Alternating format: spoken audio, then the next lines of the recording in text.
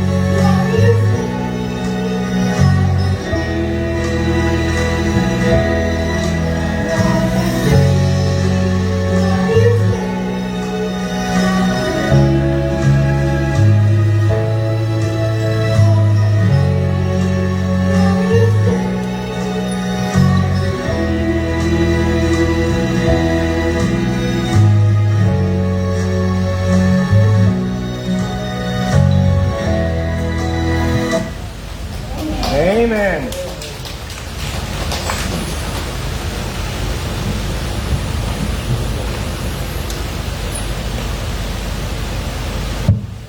Amen. Amen.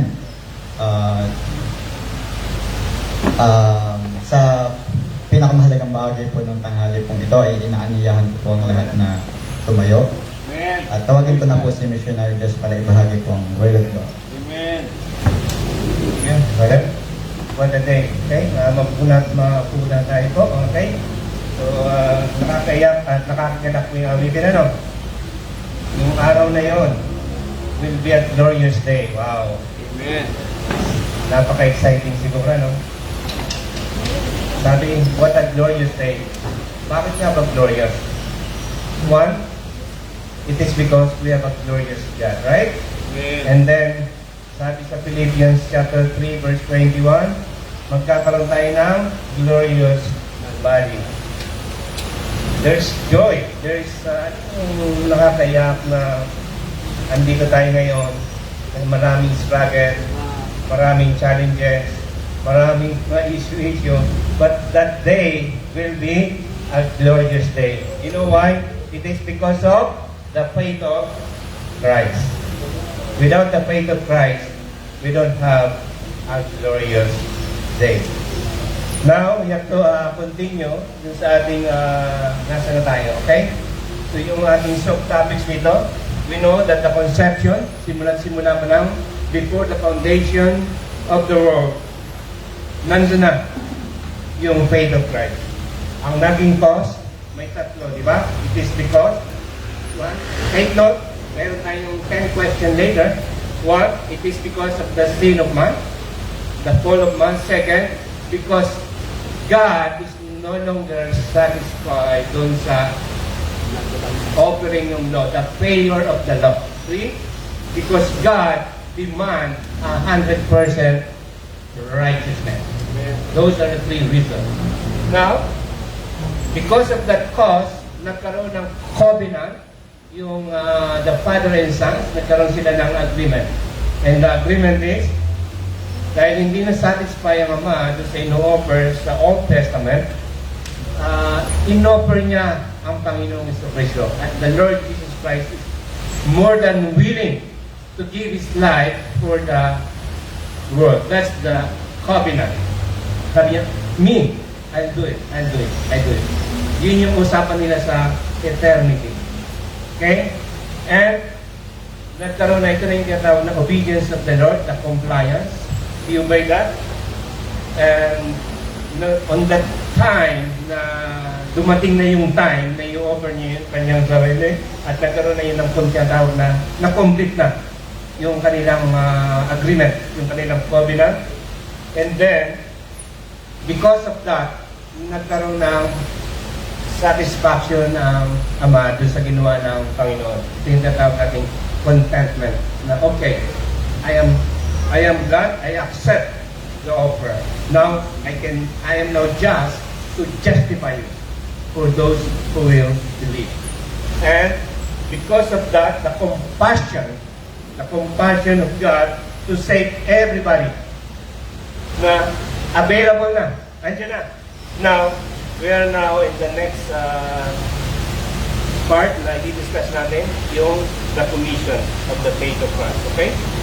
So, the commission, as we knew, because of Christ's finished cruise work, has opened the way for reconciliation. Remember that before, okay, we have enemy of God. Now, God is reconciling now the world through the faith of Christ, His faithful obedience, okay, to God's covenant, entrusted us with the ministry of reconciliation. Now, kaya ang pag-ministry ngayon is about the love of God. Sabi niya, kaibigan, okay, God already provided salvation. Ito na ang solution sa problema. Amen. So, hindi na ito yung ginagawa ni Charlie, sino ba yung Charlie? Dinadaan sa debate na parang ang galing-galing. Hindi na ganun. Ang message natin is a message of love. It is a reconciliation. Kaya ang Panginoon ang nag-visit sa atin through the gospel. Okay? So it's very clear in 2 Corinthians chapter 5 verse 18, in all things are of God who hath reconciled us to Himself by Jesus Christ. You cannot reconcile or you cannot share the gospel unless you are reconciled first. You need to be saved first. Okay? And had given to us the ministry of reconciliation. And verse 19, to wit, okay, papatulog, that God was in Christ not, okay, reconciling the world unto Himself, not imputing their trespasses unto them, and had committed unto us the word of reconciliation. Okay. So, now, may mga issue dito na nangyayari na ano bang iti-testify natin? Yung faith of Christ or the gospel of Christ? Yun ang issue. And the Bible is very clear. Our ministry is to preach or to testify the gospel of Christ, not the faith of Christ. That is wrong. Because the faith of Christ is the personal transaction of the Father and the Son, and that produce ito yung tinatawag natin yung gospel of Christ. So, it's very clear from the scripture in Acts chapter 20 verse 24 that after Paul received the gospel from the Lord Jesus Christ, ang sabi niya is to testify the gospel of the grace of God.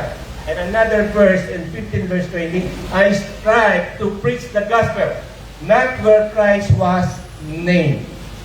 So, napakahalaga na patuloy, okay, na ipipreach natin yung gospel, yung good news. Dahil binigay sa atin yung ministry of reconciliation. And 1 Corinthians chapter 1 verse 17, for Christ sent me not to baptize, but to preach the gospel of Christ. 1 Corinthians chapter 9 verse 16, for though I preach the gospel, I have nothing to glory of. Who is unto me if I preach not the gospel? So makikita niyo po yung bigat nung charge sa atin, yung mandate sa atin na anong gagawin mo kung hindi mo i-preach yung gospel of Christ. Very clear. That we are commanded, we are mandated, we are obligated that you are now reconciled to preach the ministry of reconciliation, that Christ, okay, that Christ is the only Savior who died for the world. In 2 Corinthians chapter 2 verse 12, when I came to Troas to preach Christ's gospel. 2 Corinthians chapter 10 verse 16, to preach the gospel in the regions beyond you. So makikita, ang dami ng mga preachers na pumupunta kung saan sana, all over. Okay? Nandun na sa mga probinsya, sa mga tribes and everything. It is because that's the mandate. That's the command to preach the gospel, not the faith of Christ. That is wrong. Now, in Galatians chapter 2 verse 2, communicated unto them that gospel which I preach among the Gentiles. It's very clear na it is the gospel of Christ ang ating ipipreach, not the faith of Christ. That is wrong. And now, we have now the condition. How do you receive the God's righteousness or the faith of Christ? The only requirement, okay, to receive the faith of Christ is, of course, faith in Christ. It is your personal decision to believe. To believe in Christ's finished cross work equals the gospel of Christ. So, hindi itong i-preach mo. Wala kang kinalaman dito. Kasi ito, transaction ito na ginawa ng Panginoon na naging obedient siya. Ang i-preach mo, yung gospel. Bakit yung gospel? It is because in this gospel, nandun yung righteousness of God. Now, if you believe, i-impute yung righteousness na yon. Okay? So, clear na tayo dito. Now, in Romans chapter 1, verse 16 to 17, this is explicitly clear. The gospel of Christ, for it is the power of God unto salvation to everyone that believeth. For there is the righteousness of God. And Galatians chapter 3 verse 22, but the scripture had concluded all under sin. So, lahat na, Jew or Gentiles under sin na. Okay? So, ang problema natin is because we are unrighteous. Yun ang problema natin. Ngayon, mayroon ng solution. So, do you want to receive the faith of Jesus Christ? Kailangan. Sabi dito, that the promise, itinangako yan, okay? By the faith of Jesus Christ, might be given to them that believe. It's always believe. Wala namang water baptism dito eh. Wala naman eh. Ito believe lang. Believe in what?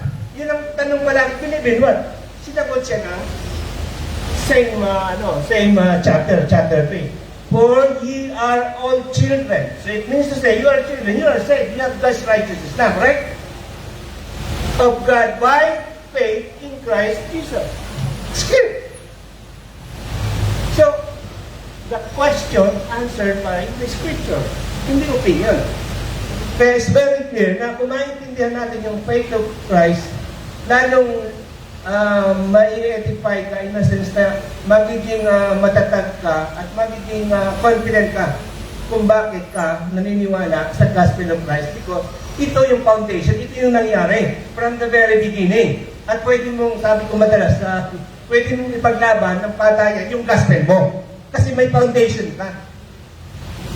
Alam mo yung truth. Pero pag hindi mo alam yung truth, shaky. Hindi mo alam talaga kung saan ka lulugar.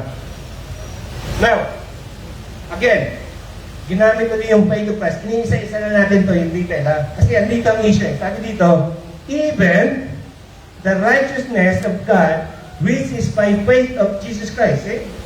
Righteousness of God equals faith of Jesus Christ unto all and upon all them that believe. So you have to believe. Again, Philippians chapter 3 verse 9. And be found in Him, not having my own righteousness, which is of the law. Sabi ni Paul, I cannot find any righteousness na galing sa law. Remember, we studied last time the 4 kinds of righteousness, right? Righteousness of the law, human righteousness, righteousness of God, right? And now, it is the righteousness of the faith. Now, which is of the law, but that which is true, the faith of Jesus Christ equals, the righteousness which is of God by faith. So, it's always the requirement and condition is faith. Chapter, next, number 5, Galatians 2:16. This is very confusing to some. Listen. Knowing, okay, that a man is not justified by the works of the law, but by the faith of Jesus Christ, even we have believed in Jesus Christ. So, what is this even we have believed in Jesus Christ? That is your faith in Christ. That we might be justified by the faith of Christ. Christ's faithfulness manifested the righteousness of God, and not by the works of the law. For by the works of the law shall no flesh be justified. Dito kasi may dalawang justification. One, justification by the law. But now, you are now justified by the righteousness of God. So, ito ang issue dito. But, for you to receive the righteousness of God, you have to believe. See? May dalawang righteousness, ha? Sabi ni Paul, I cannot be justified, no? By the works of the law, no? You cannot, no matter what, anong gagawin mo sa panahon niya, you cannot be justified. But now, there is justification. Paano? The faith of Christ. So, paano mo matatanggap? You have to believe. Here. So, anong paniniwalaan mo? Yung gospel, hindi yung faith of Christ. Wala kang kinalaman doon. Kasi yun, ginawa yun ng Panginoon dahil yun ang kanilang covenant or agreement. So, huwag kayong mako-confuse dito, ha? Ito yung binigay ko sa ito yung mga verses na confusing na hindi nila alam kung paano nila i-reconcile. Okay? Kaya ito ang palaging ginagamit ng karamihan para gawin ng confusion na kailangan daw ipatong mo yung pananampalataya mo kay Kristo. That is wrong. Sa Ilonggo, sabi is, yung pagtuo mo, ang pagtuo mo, ilagay mo kay Kristo. That is wrong. Ang paniniwala mo, ilagay mo sa gospel kasi nandun yung righteousness of God. At pag naniniwala ka, i-impute yung righteousness na yun. Now, okay, again, how to be justified? By the faith of Christ. First, to be justified by the faith of Christ is to rest upon His finished work. It is His work at the cross. Because He obeyed. His faithfulness unto death and resurrection equals the gospel of Christ. By believing in Christ, we receive this justification freely by God's grace.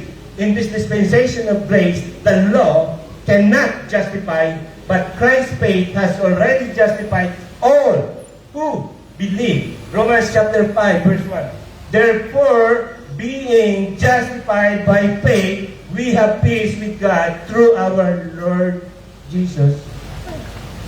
It's plain.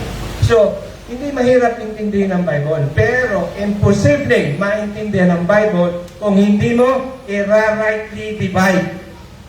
Umikot ka na sa buong churches dito sa buong mundo, you cannot understand the Bible. Kahit pa ano ang educational accolade mo o ano pang kulay mo, wala, ilo ka. Kasi hindi mo sinusunod ang Diyos. Ang command ng Diyos is to study. Okay? Para ma-rightly divide mo yung word of truth. Yun lang naman kasimple. Actually, common sense eh. Kaya napakabuti ng Diyos. Hindi mo kailangan ng Bible school na palaging pinangangalandakan ng mga magagaling na may mga master degree, may mga PhD. Walang kinalaman yun. Magiging unfair naman ng Panginoon. Paano hindi nakapag-aral? Mayroon pa nga. Nag-aral pa ng Hebrew. Nag-aral pa ng Greek. Diba? E paano naman tayo? Kawawa naman tayo kung gano'n. So makikita natin kung gaano ang wisdom ng Diyos. Na ang wisdom ng Diyos na ibinigay yung 2 Timothy 2:15 para yun ang ating maging method. Okay? Yun ang ating magiging paraan. Now, this is the conclusion. In this dispensation of grace, we conclude that salvation rests wholly unto the faith of Christ, His perfect obedience, His blood, His cross, and His resurrection. The righteousness of God is revealed through His faithfulness and received by our faith in the gospel. Therefore, let us rest, rejoice, and proclaim the just shall live by faith by believing the gospel of Christ, which secures us eternally. Now, what a day, right? For the glorious day na mangyayari sa atin. Yun ang ihintay natin sa ngayon. It is because of the faith of Christ. Without the faith of Christ, why it matters?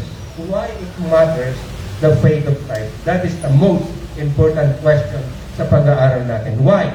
Why is the faith of Christ matters? One, without the faith of Christ, there is no gospel. No.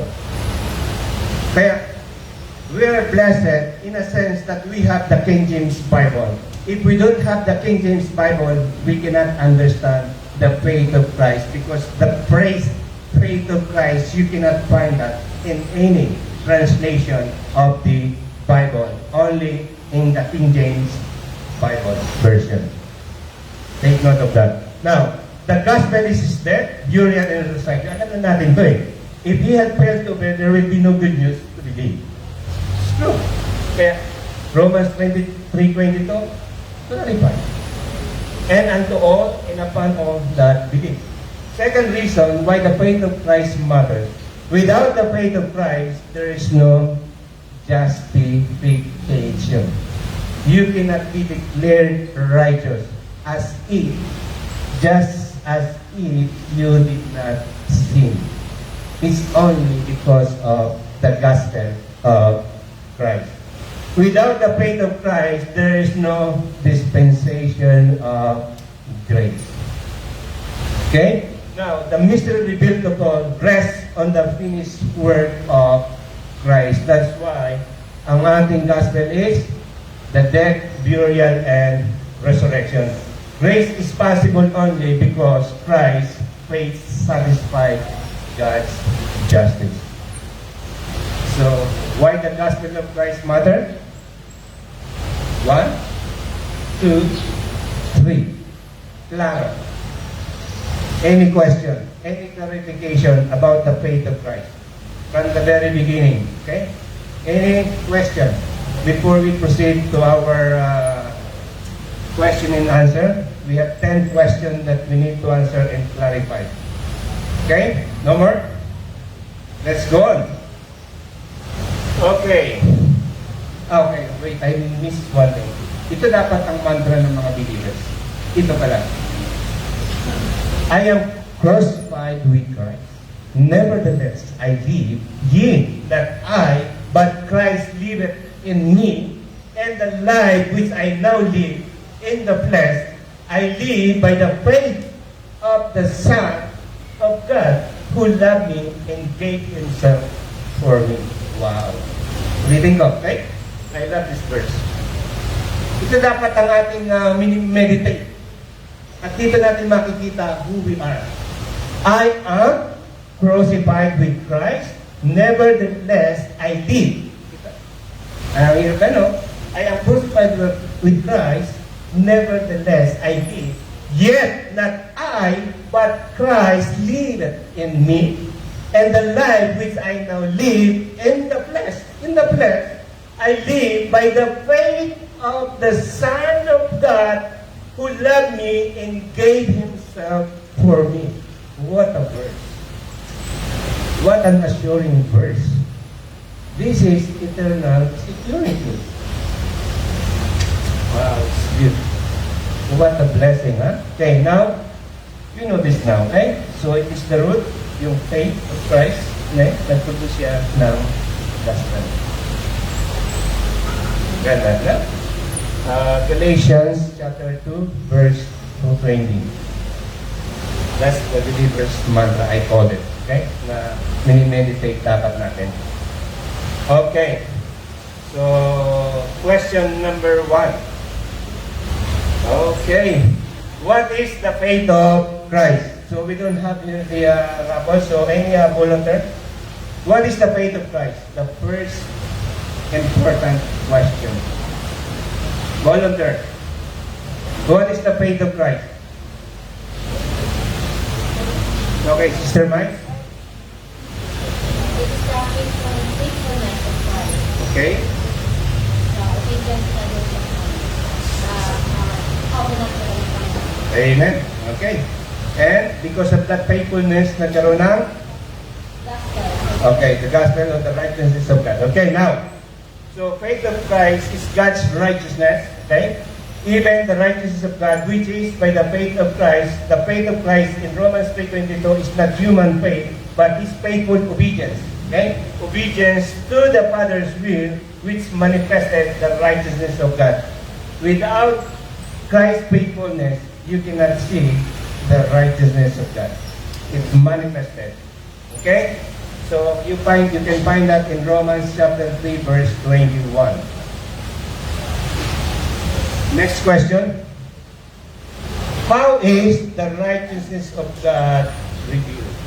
How? Paano na-reveal? Kanina, yung faith of Christ is Christ's obedience to God's will. Okay? And now, the next question is, how is the righteousness of God revealed? Paano na-reveal? Ha? Paano na-reveal? Sa?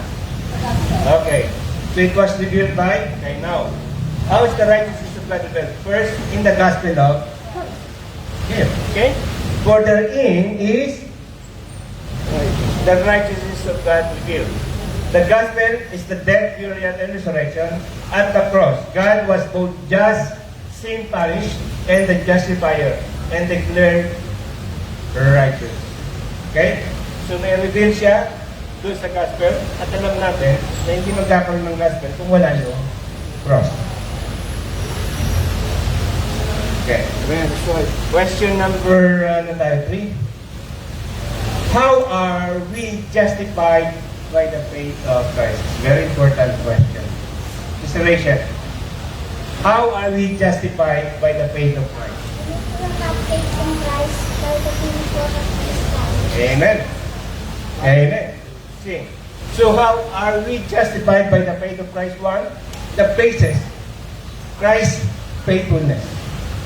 Okay? Christ perfectly obeyed the Father's will. At the cross, He faithfully offered Himself as the sacrifice for sin. His resurrection proved God's justice satisfied. It is the very source, it is the basis. And then the means, our faith in Him. Kailangan, you have to believe. Okay? Para ka ma-justify. And 3, the result is, you are righteous. Okay? So, 1, the basis is Christ's faithfulness, and the means to be justified is belief, faith in Him, and the result is righteousness. Clear? Okay. You have that right? Okay. Question number 4. How did faith of Christ satisfy the Father's court of justice? Remember, there will be no justification unless God was satisfied. You cannot find justification unless the Father will be satisfied kung ano yung ino-offer. Parang ano yan eh, may atraso ka sa isang tao. Okay? Gusto mo na maging maayos tayo, hindi na ako galit sa'yo, ito ang gawin mo. Ito yung offer mo. Okay? So how? How did the faith of Christ satisfy the Father's court of justice? Okay, sister, By the power of blood. by the power of blood. Amen. Very clear. Let's see. Okay.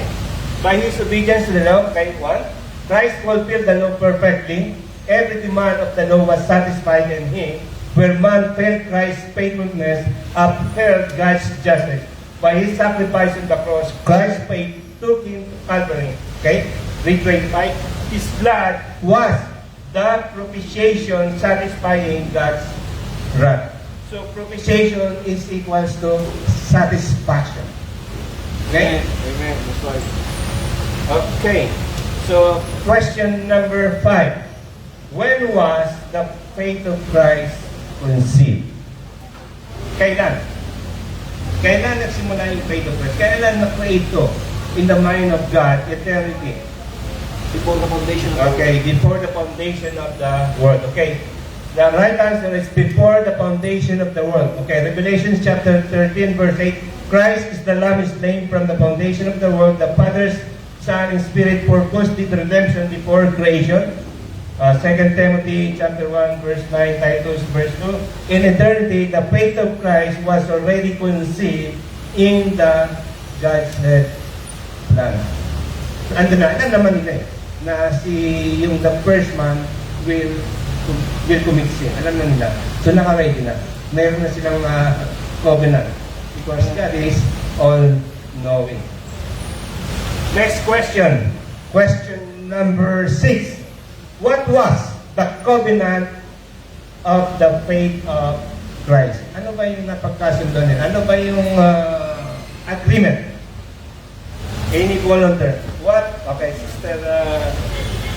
Jesus Christ will be crucified. Okay? So Christ, He offered Himself to be crucified. Amen? Okay, let's see. So the covenant of the faith of Christ, it was an eternal agreement between the Father and the Son, fulfilled in His incarnation nung siya ay nagsakatawang tao.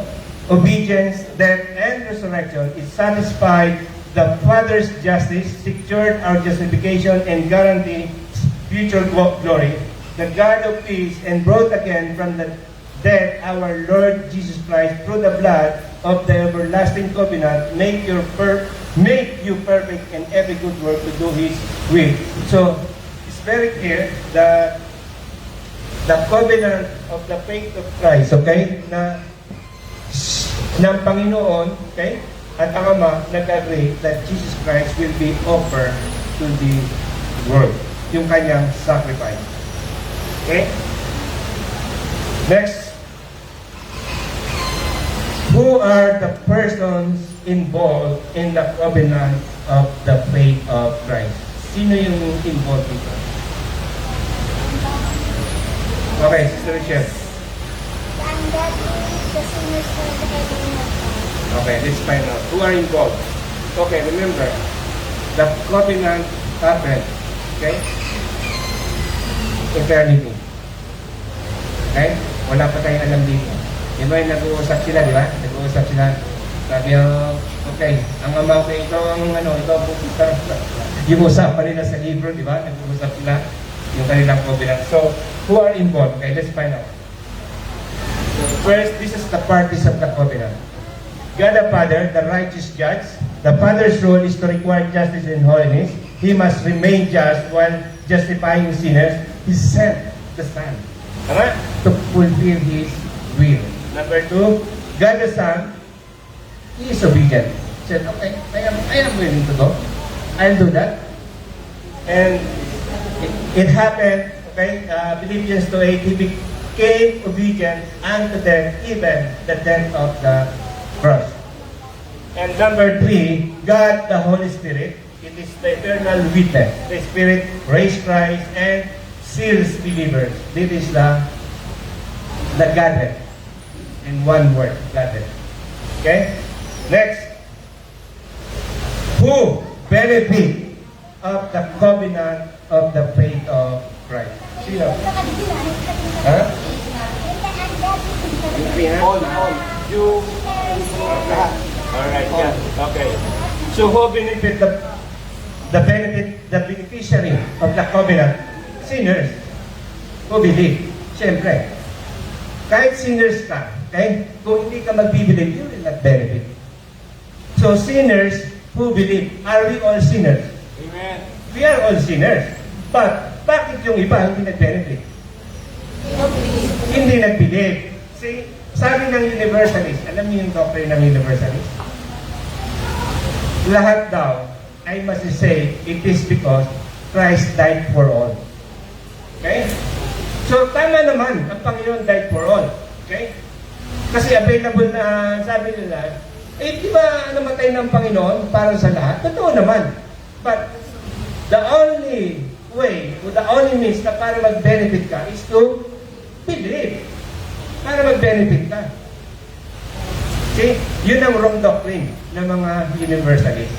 Kaya maging maingat tayo na they are all always, because God is love.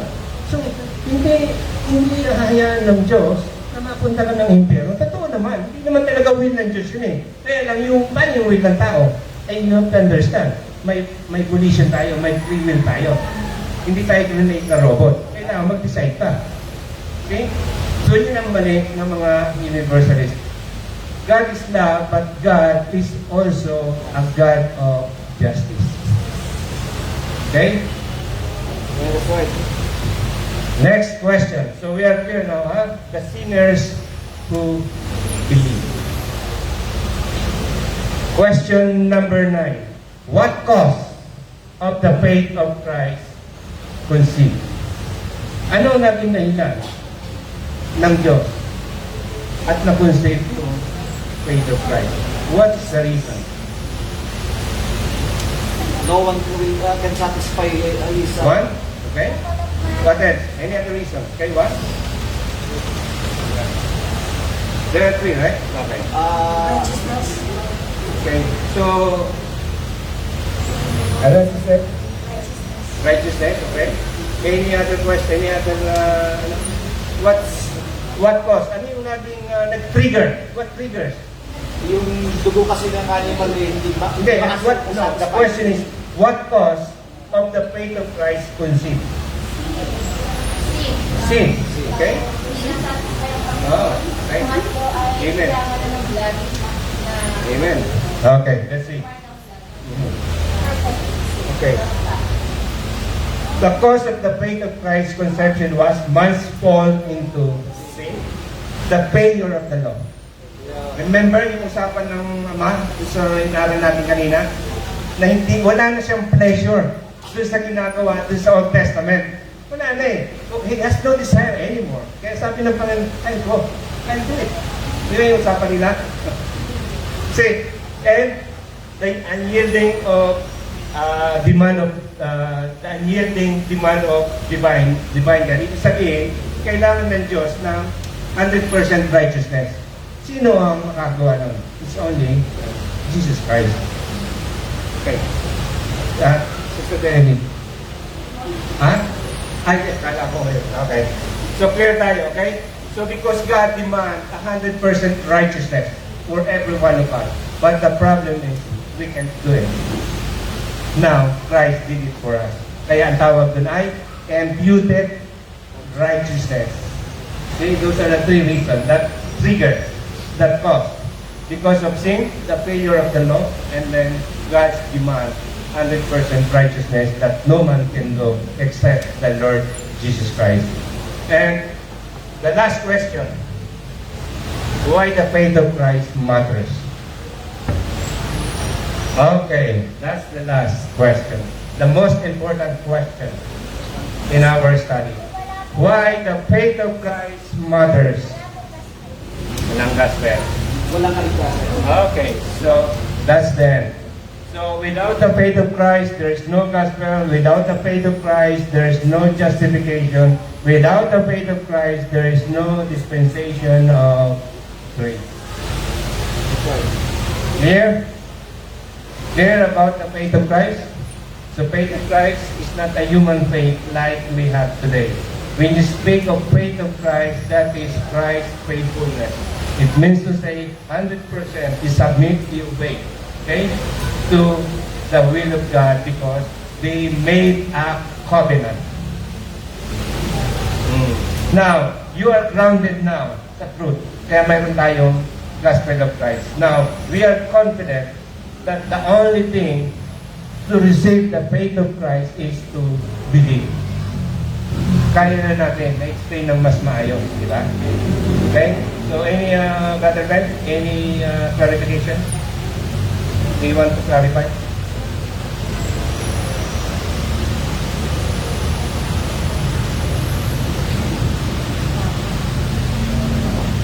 Sige po. The faith of Christ. Correct. Tama po.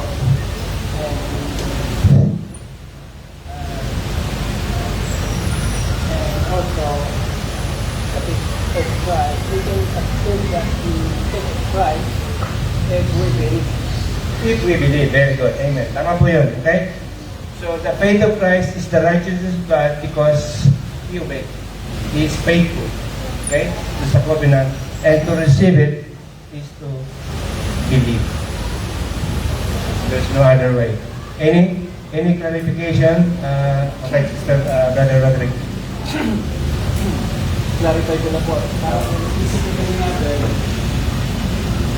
plano na to eh. Ito ay parang points na hindi ito magkakahiwalay. Kasi bago pa yung foundation, pinag-usapan na nila. Okay, amen. Ngayon, nung ginawa na, nung nag-usap sila, ginawa na, pwede bang hindi mangyari yun? Pwede. Kasi diba, sabi ng Panginoon, kung pwede, huwag mangyari sa akin ito. Okay. So, pwede siyang hindi mangyari, dahil malusunod na pa yan. Hindi na pwede sa akin. Huwag na mangyari sa akin ito. Sa akin ito. Okay. Pero, yung kalooban mo pa rin. Okay, amen. Kalooban mo pa rin. So, ang ano po natin, minsan kasi baka, ang natin ay dun sa plano. Pag na po natin, dun tayo sa naging bunga. Amen. Okay. Yung bunga po ng plano. Mm-hmm. Doon sa bunga ng plano, nandun yung, ano naman doon? Sa bunga ng plano. Nandun na rin. Right. Nandun na rin. Okay, kaligtasan. Okay. Walang nandun na kaligtasan. Tama. Nandun na kaligtasan. Kaya yung sabi, ay, nananampalataya ako sa pangalan ng Panginoon, sa Panginoon. Wala yung gospel. Kaya tayo bilang dispensation ng Christ, malalaman natin na tayo ay ligtas dahil sa product. Amen. Okay. Sa product. Pero kung iisipin din natin, ay parang ano kasi, parang plano ng lahat ito. Tama yung tanong. So plano din ng Panginoon. Kasi sabi na, plano ng Diyos, siya nagbigay ng batas, ang Diyos din ang gumawa ng batas, at ang Diyos din ang pumatay sa Diyos. Okay. Tama po ba yun? Yeah, tama. Because the determinate counsel of God na kung tutoy, sino ba talaga ito? Diba? So, Okay. maklarify mo natin baka mamaya. Ano ba? Sabi ba tayo sa plano? Ito ba yung sa tulong ko? Okay. Ito po ang plano. Ito yung tulong ko. Dito natin yung stand yung pananampalataya natin para tayo balikan. Amen. Tama. Okay. Any clarification? Amen. Thank you for that additional. Okay. So it's clear, Brother Roderick is saying that the faith of Christ nag-produce yan ng okay, this is the root and this is the fruit. So kakainin mo yung fruit. Okay? So, nandito yung byproduct, sabi nga, okay? Ito, okay? Because of the root, nag-produce yan. Any additional wants to express yung kanila understanding sa the faith of Christ? Very important doctrine. Napakahalagang doctrine to kasi dito naka-founded kung bakit tayo meron ito. Any Brother Carlos, meron po kayong gustong i-clarify? Yung belief na Jesus Christ at ang kanyang picture sa Father Godhead. Kung wala kanyang picture niya at saka yung belief niya, pwede malaman ako sa yung plano. Amen. Tama po kayo. Kung hindi nag-obey ang Panginoon, yung sinasabi ni Brother Roderick, ay wala tayong gospel. Wala tayong gospel. Kaya, it is all by the grace of God. Yung pang pinaka-important ito. Kasi hindi tayo nag-work eh. Ang Panginoon ang nag-work. 0%. Ni katiting, wala tayong ginawa. Receiver lang tayo, beneficiary lang tayo. Any additional? Gusto pa? Dahil ano? Okay. Balik. Kayon. May sasabihin ka? Okay. So wala na po. So we can conclude now our Bible study this afternoon. Okay. So let us pray.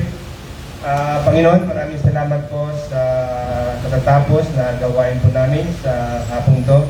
Lord, dalangin ko po na sa pag-aaral namin ngayon na lalo nawa Panginoon na napatatag ang aming pong pananampalataya. Sa ganoon, Panginoon, ay magkaroon po kami ng klaro, confident na maibahagi ang ma-motivate kami ang kahalagahan ng the faith of Christ na nag-manifest because of His faithfulness, ang righteousness ng Diyos, na ito na nga po ang gospel na aming pong sinasampalatayanan.